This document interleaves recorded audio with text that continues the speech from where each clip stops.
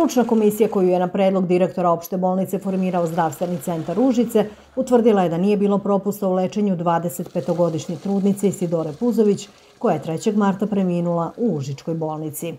Uvidom u detaljnu medicinsku dokumentaciju i uvidom u činjenično stanje u bolnici utvrđeno je da je postupano po svim postulatima savremene medicine što se dijagnostike i terapije tiče. Tako da naša komisija, znači Komisija za unutrašnji i stručni nadzor, nije utvrdila postojanje nepravilnosti u lečenju. Nažalost, ishod je kakav jeste, tako da ne možemo bežati od toga. Rezultati obdukcije trebalo bi da budu poznati za nekoliko dana. Juče je u Užičkoj bolnici bila i vanredna zdravstvena inspekcija Ministarstva zdravlja, a najavljene su i druge vrste kontrole, pa i ona koju je tražio Zaštitnik građana. Iz Višeg javnog tužilaštva kažu da se čeka kompletan izveštaj policije, ali da za sada ne postoje osnovi sumnje da je učinjeno bilo kakvo krivično delo koje je dovelo do smrti trudnice.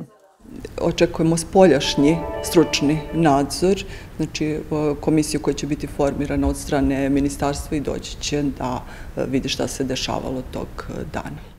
Pre 4 godine porodilja iz Priboja Biljana Slović preminula je od posledica infekcije nastale posle carskog reza.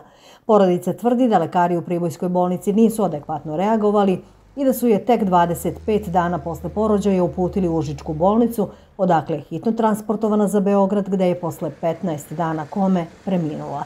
Porodica je podnela krivične prijave protiv 3 lekara Pribojske bolnice. Sudski proces i dalje traje, ali porodica ne odustaje. To je se sve uklo nepune 2 godine, kada je zamjenica javnog tužilaca u Priboju donijela presudu kad je došlo to sa veštačenja iz Beograda, da doktori nisu krivi.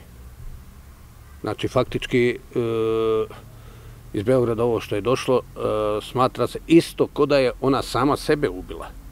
Nakon ovakvih vesti, ali i komentara na društvenim mrežama, stiče se utisak da morate imati sreće kada odete u porodilište, da tamo budu sestre i doktorke koje vole svoj posao, koje su ljubazne i koje će reagovati kako treba.